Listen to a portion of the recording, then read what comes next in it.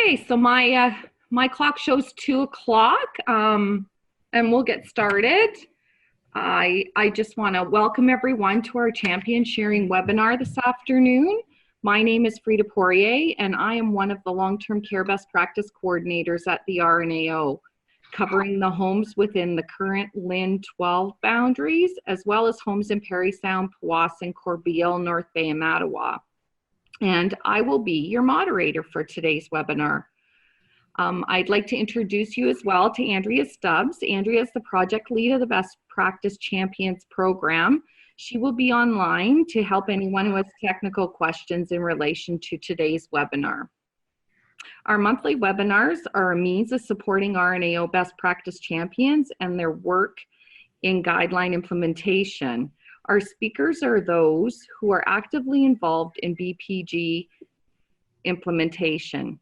Today, FJ Davey Long-Term Care Home in Sault Ste. Marie is going to share their journey of the utilization of the Ontario Association of Resident Councils program Through Our Eyes, bringing the Resident Bill of Rights alive to support their implementation of the RNAO Best Practice Guideline Person and Family Centered Care.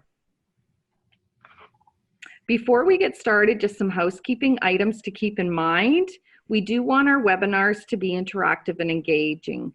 There will be a 10-minute question and answer session at the end of the 15 to 20-minute presentation. But during the presentation, we encourage you to type in any questions or comments in the chat box.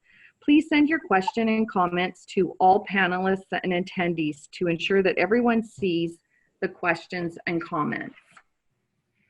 We do record these presentations so that they can be archived for future viewing with the slide deck on the RNAO website. So let's get started. So it's my pleasure today to introduce to you the presenters. Carrie Gartshore has been a nurse since 2006 and is currently the staff educator, infection prevention and control practitioner, and BPSO liaison at FJ Davey Long-Term Care Home in Sault Ste. Marie. Carrie also teaches at the Sault College and has recently traveled to the Philippines with the college to build relationships for international recruitment in nursing.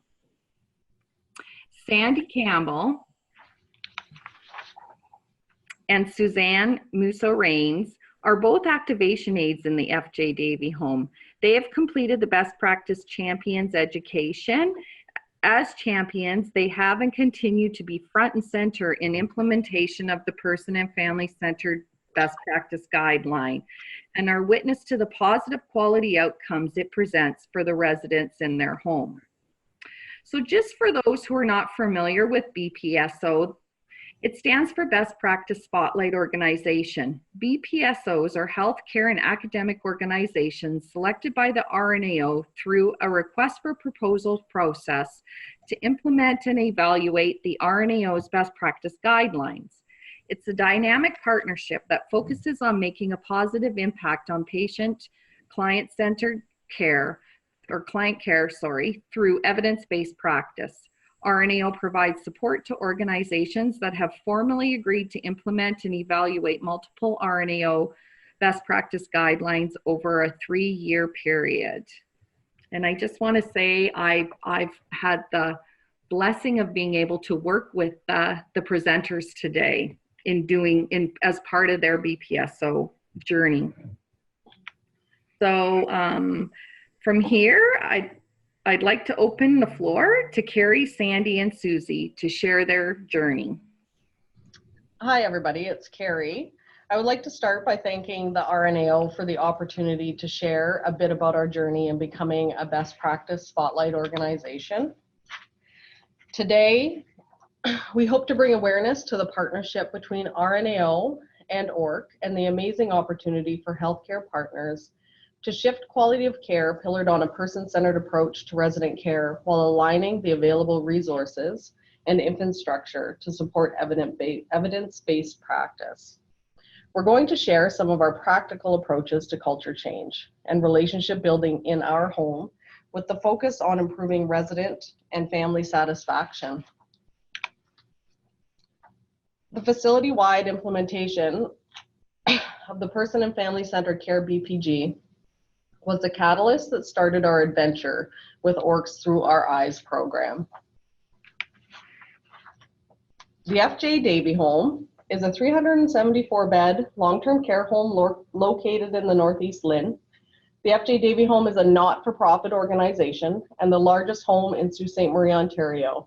Our home consists of 12 resident home areas. Overall, we have approximately 480 employees.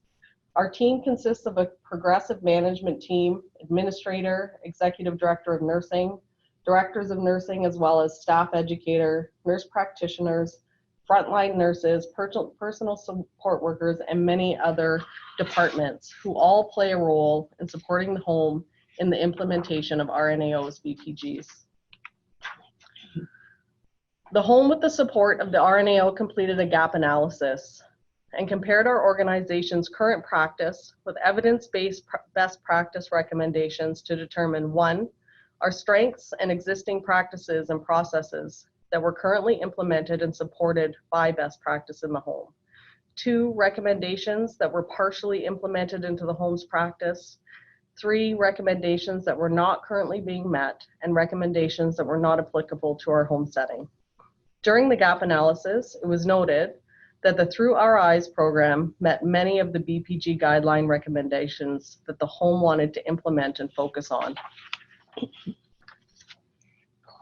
Listed here are just some of the practice recommendations of the Person and Family Centered Care BPG. As you can see, ORC's Through Our Eyes program meets many of RNAO's recommendations. The home staff, champions, and management team had many conversations around implementation of the program and what the outcomes might look like. We knew we had to embrace the program and commit to moving forward. The Through Our Eyes program has an emotional, eye-opening video called 27. One of the first residents to watch the video stated, "Well, I think you just opened a can of worms." That in itself spoke volumes in regards to the need for this program in all long-term care facilities. You have to be open to all the possibilities and some hard conversations that ultimately will help you move forward with your facility's vision of excellence in resident-centered care. Brian Pollard, Assistant Deputy Minister, Ministry of Health and Long-Term Care, stated, "Expanding patient and long-term care residents' engagement is a key commitment in the Patients First Action Plan.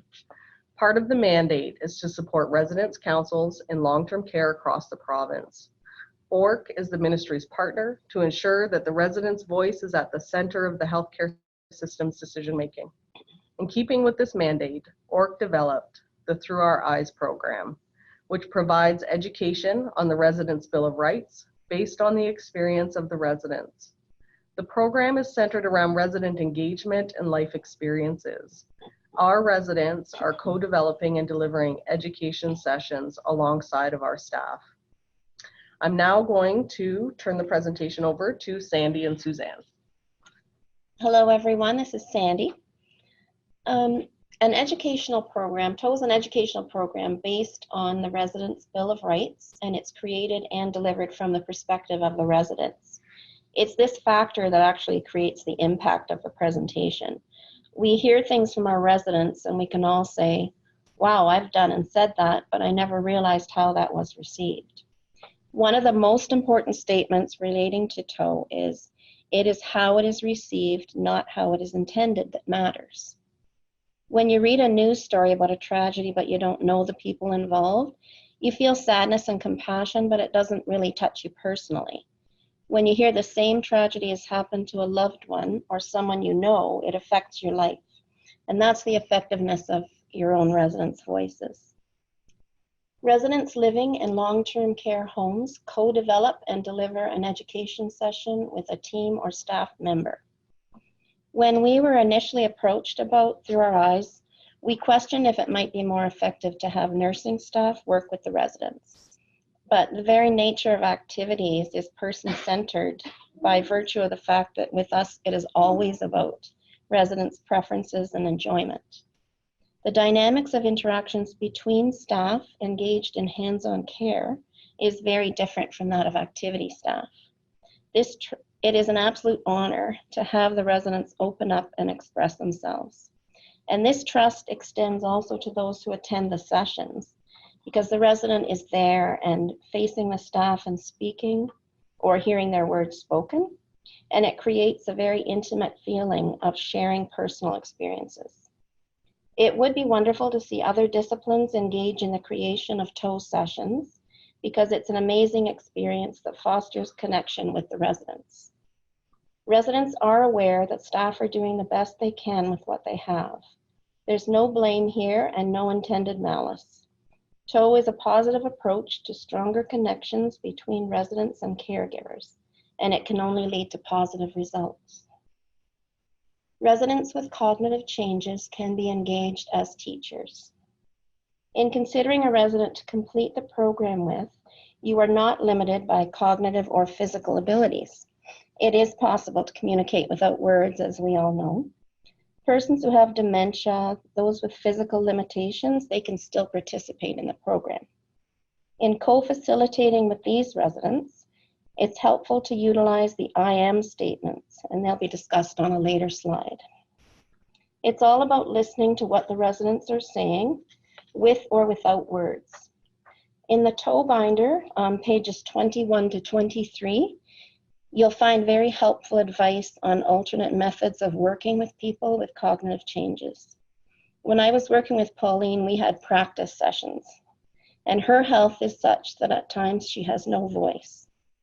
The day before the presentation, she couldn't even speak, but on the actual day, she was able to make herself heard, and that was very important to her.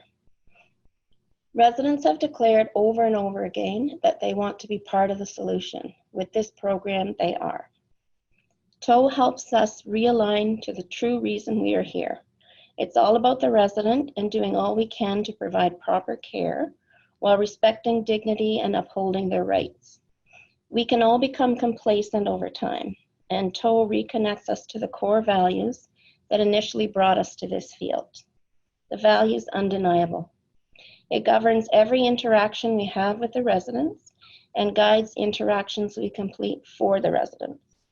TOE serves to restore residents' voices as it is guided by resident preference and circumstance. It restores focus of care to the individual, and if you're cognizant of resident rights, you will be upholding all of the recommendations for person-centered care.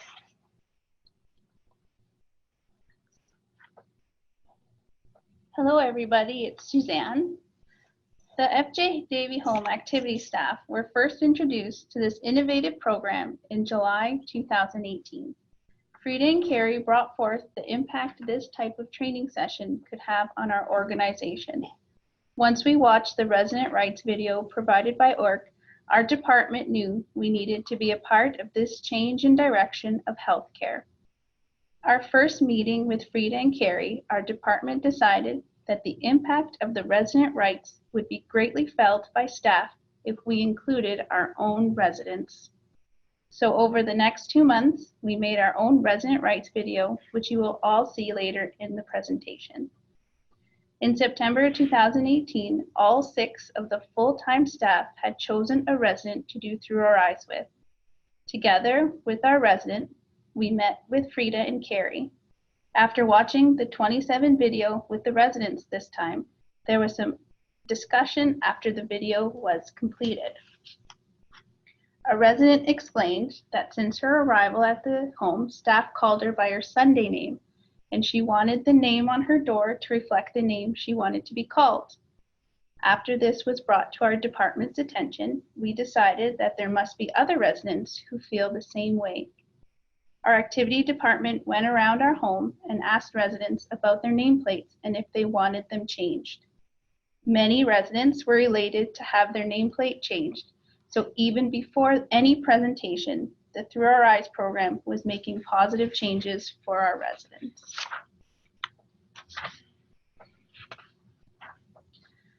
All healthcare sectors have governing legislation regarding the rights of clients.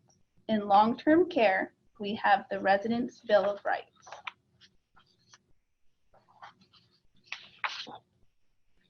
The Registered Nurses Association of Ontario and ORC are working together to spread the word about ORC's Through Our Eyes program and how well it fits into the person and family-centered care clinical best practice guidelines.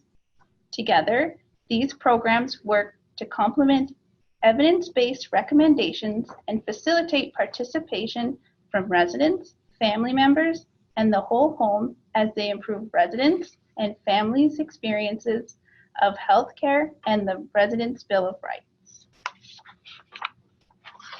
So as with any new program or initiative, the Through Our Eyes program had some challenges, and it is a somewhat difficult concept to communicate to the residents.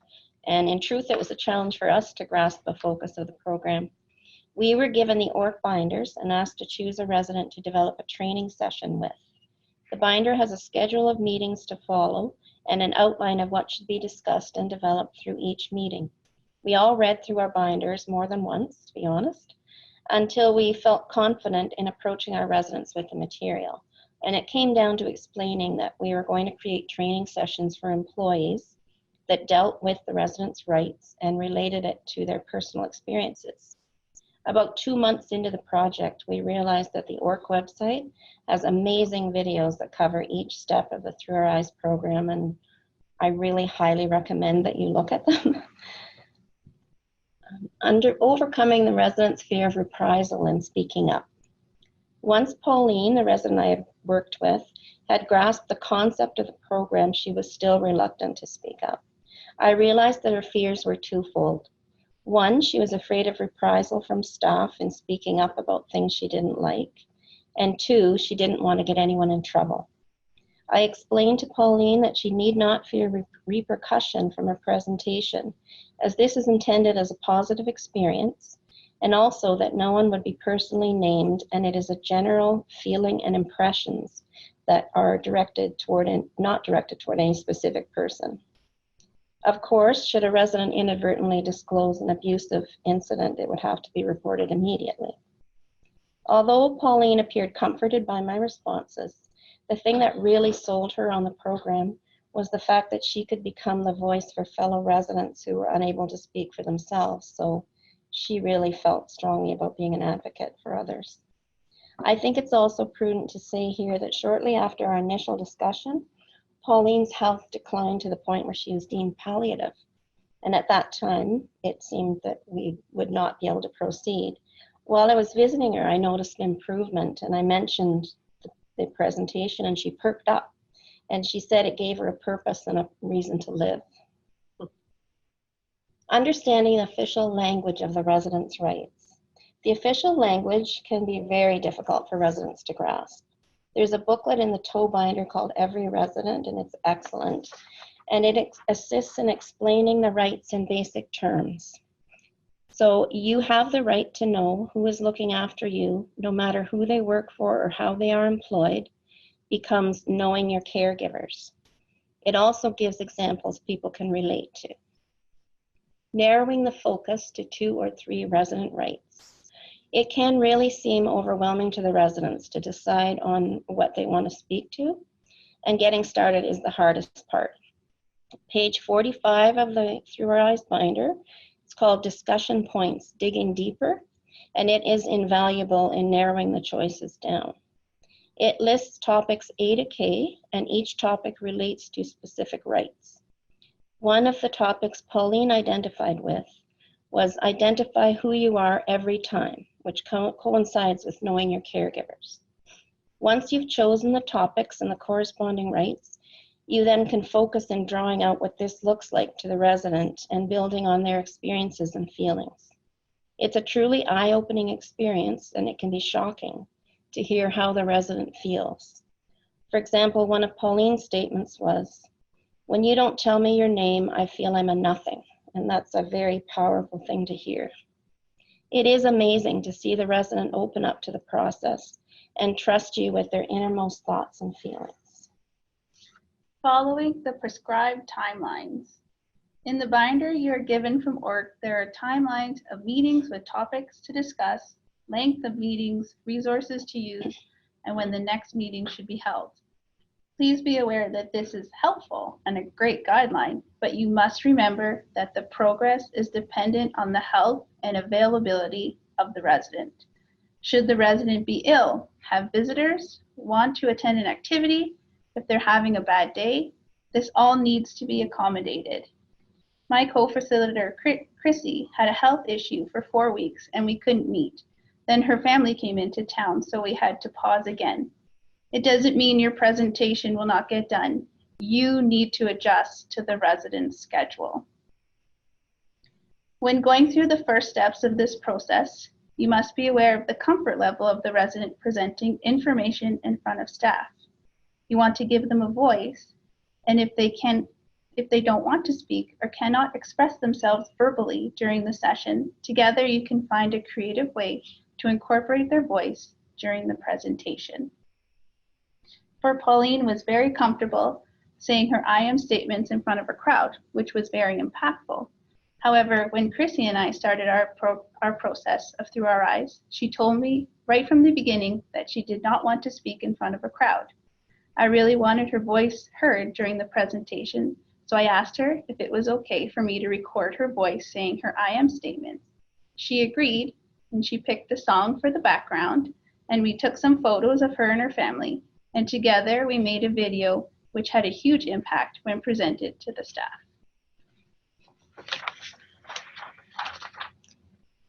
When we reviewed the 27 video that comes with the binder, it was really moving and powerful. And we realized if we're this affected, seeing residents we don't know, how much more impactful would it be to see residents, our own residents, doing it. So we connected with residents and received permission to video them for the purpose of training sessions for staff and to demonstrate the effectiveness of the program to other homes and organizations. The video involved residents of all cognitive and physical abilities, and it was extremely emotional to watch someone who is unable to verbally express themselves find their voice. We have a resident who, when he was able to walk, went outside with his wife every day in the nice weather.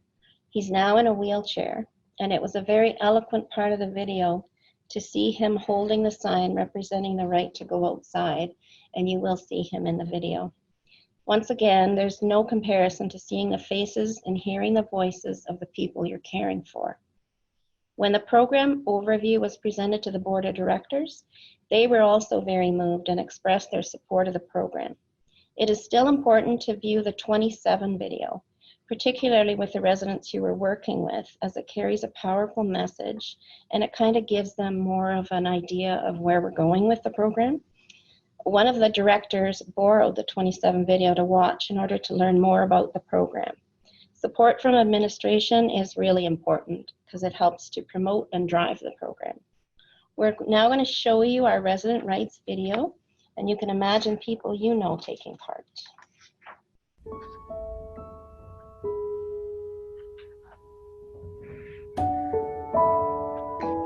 Be treated with respect and dignity. The right to be protected from all abuse. I have the right to not to be neglected. To have proper care. Every resident has the right to know who is taking care of them. Participate fully. All residents can participate fully in any of the decisions in their care. I have the right to vote.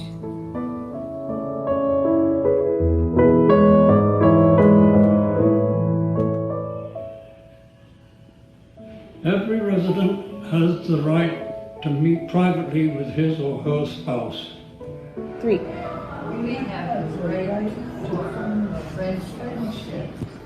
I have the right to participate in decision making. All residents have the right to participate in residence council. Raise concern. 3.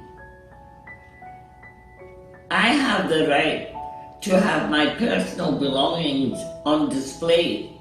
I have the right to participate in my plan of care.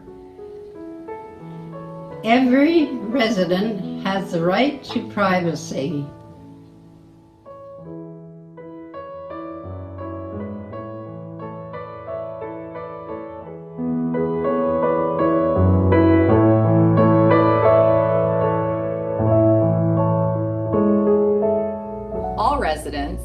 the right to have their personal health information kept private.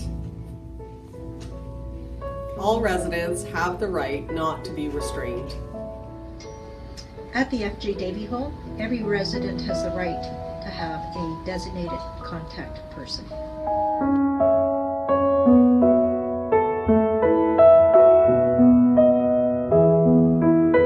I have the right to pursue social interests. Every resident has the right to have visitors during critical illness and Visit and communicate in private. Every resident has the right to manage his or her own financial affairs. and be informed of any written law affecting services provided. Every resident has the right to share a room with another resident according to their mutual wishes should the accommodations be available. Every resident has the right to have your lifestyle choices respected. Every resident has the right to bring a friend, family, or person of importance to any meeting.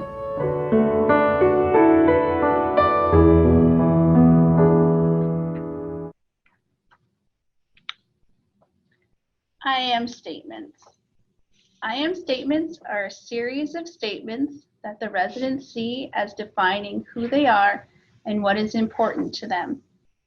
If you were entering long-term care, what words would you use to describe your journey? What do you want staff to know about you? That you dislike peas? You write poetry? Or you prefer mornings? These statements allow us to connect the person to the things that matter most to them. After a Through Our Eyes presentation, staff fill out an evaluation.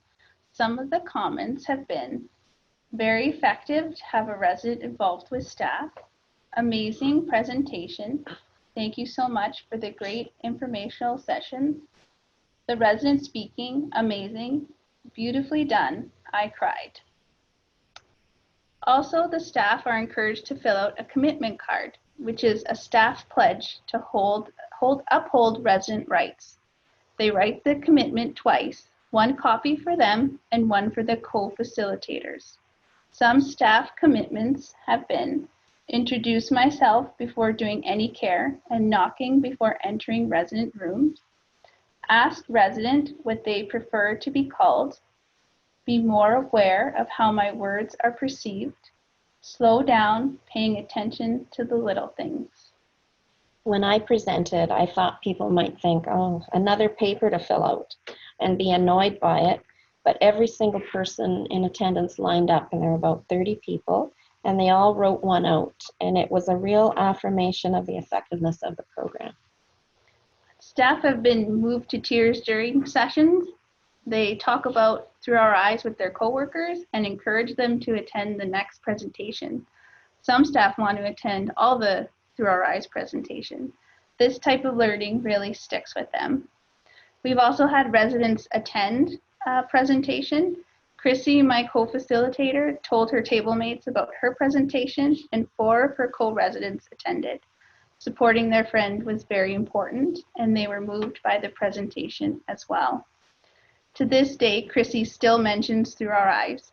She had so much fun, and she was so surprised to see the amount of people who attended. Attendance was always a concern for her. She would often ask, "Do you think anyone is going to come?" And when she saw the filled room, she was impressed. After the presentation, she was moved by the staff that came up to her and congratulated her on a job well done. Chrissy is such a positive person, and she loves living here at the Davey Home. Giving her a voice to say, "I have a wonderful life, I'm still here," was so powerful for her because it tells people life doesn't end when you enter long-term care. You can still be who you are. It's powerful for residents, and it's a great reminder to staff to focus on the person. So we need to remember that when people enter long-term care, they don't come here to die, they come here to live. Sustainability of the programs and moving forward, the Through Our Eyes program will continue to grow within our home. Activation is committed to continue moving forward with additional residents participating and presenting to staff. They are also posting the I am statements in the residents' rooms for all staff and visitors to view. We have the engagement of RNAO champions in the home, and our frontline staff are asking how they can get involved and be a part of the program. The home has also embedded the RNAO BPGs and through our EYES program into our quality improvement plan to ensure sustainability. Person-centered care is a way of thinking and doing things that sees the people using our health services as equal partners in planning, developing and monitoring care to make sure it meets their needs. It involves working with people and their families to find the best way to provide their care. Implementation supports the resident or patient by focusing on practical approaches to culture change to improve resident and family satisfaction. The program is about relationship building. What makes this experience so valuable are the authentic relationships that develop and are nurtured through the process. The personal connections between people that live and work in long-term care homes. We just want to say thank you very much for allowing us to share our journey with you.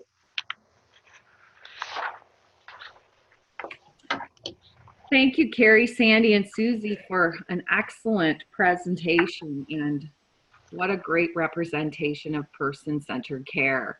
We'll now take a few minutes for questions. If you have any questions, please type them in the chat box.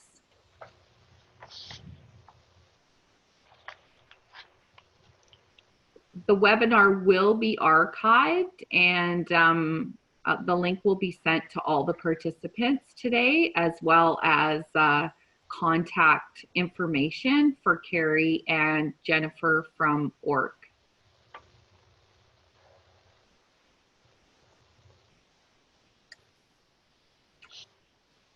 Okay, so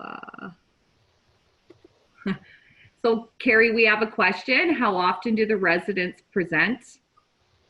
Actually here, so we've had 2 presentations. So here in the home, how we worked it out is we're doing 1 presentation a month for the staff with the residents. Great. And somebody's asked about the 27 video. So in speaking to the 27 video, ORC themselves include it with their program. So for all the long-term care homes last year, every long-term care home in the province would have received the binder. If you're not from a long-term care sector and from another sector and you're interested in acquiring the information, you can send an email to ORC, and we will include their contact information in the mail out with the video link. How long did it take to put together the IM video? Susie, maybe you can answer that. Well, first I had to figure out how to record her voice. And then because Christy has a hard time seeing, we had to take maybe about half hour, 45 minutes so that she could repeat every I am statement, and then I had to record it. So maybe like with her, it was probably 45 minutes, and then putting it all together was maybe a half hour using iMovie. So it didn't take very long. Great. Okay. I've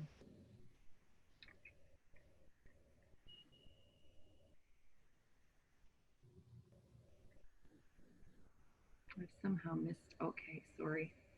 This is free. This is my. I apologize. I was going up instead of down. There's another comment here. It says, "What an amazing program. Thank you for sharing. I was wondering if you could comment more on how a resident could participate in the program if they have cognitive deficits, dementia, Alzheimer's."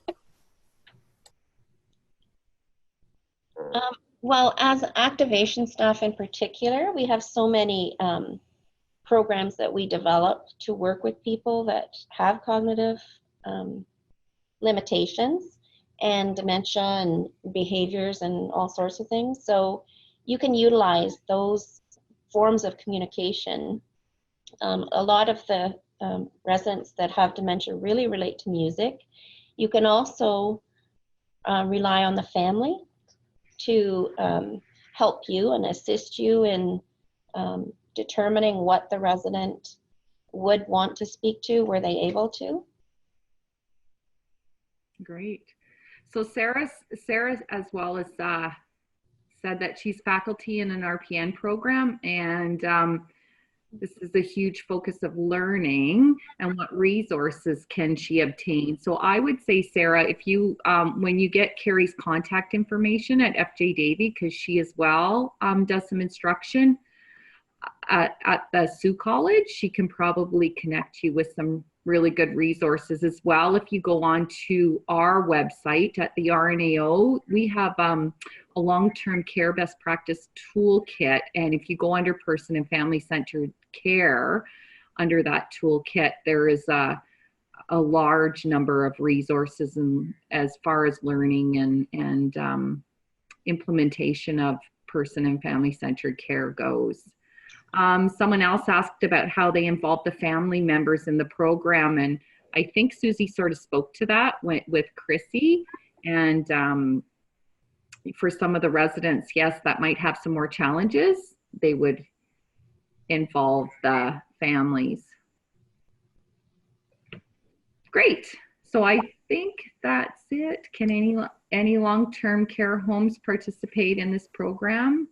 As far as the Through Our Eyes program goes, supporting person family centered care implementation in the home, you can reach out to your long-term care best practice coordinator and they can support you in getting it started. As well, if you're a long-term care home, you should be able to find the binder within the home somewhere. It would have been, or reach out to ORC themselves. Just another question. Have you noticed an improvement in any of the measurable outcomes since starting the presentations?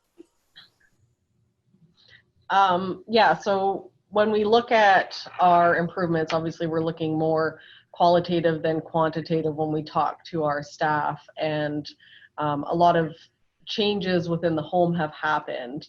One thing is when we looked at our residents wanting to know who was caring for them, a big thing was our name tags. So we made our name tags bigger and more for the residents, and we've noticed a huge shift in residents calling staff by their first names. We've also noticed that staff are talking a lot about the programs, and even when we engage staff a week, 2 weeks, 3 weeks after the presentation, and ask them what you're doing differently, they're still falling back on their commitment statements. Some staff are even carrying their commitment statements with them at work. So we've noticed a shift. We also have staff asking often, when's the next presentation? Yeah. So they are very interested, even the ones that haven't been yet, which is really, it's really a good sign. And I also think that us doing IM statements, even you can do IM statements whether you've done the Through Our Eyes program with a resident or not, because that's, you know, it's just an individual thing. And I think it's important to have one for every single resident. And to have those in the rooms where everybody will walk in and see them, it just serves to remind them of that personhood and the, you know, beyond the medical model.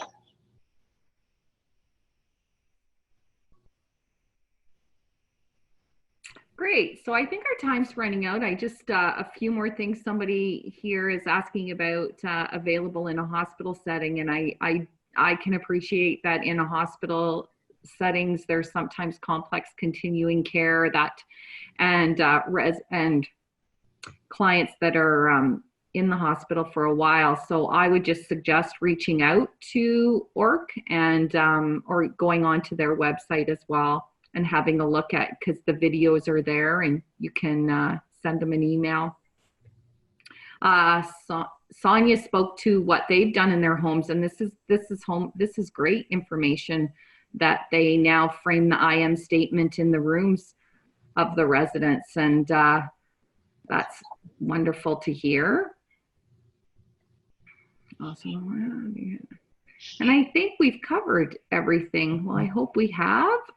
So I just want to thank everyone for joining in today. And if you have any further questions, don't hesitate to send an email. That will be it. Thank you so much. Thank you, Frida. Thank you. I want to see the comments. Okay.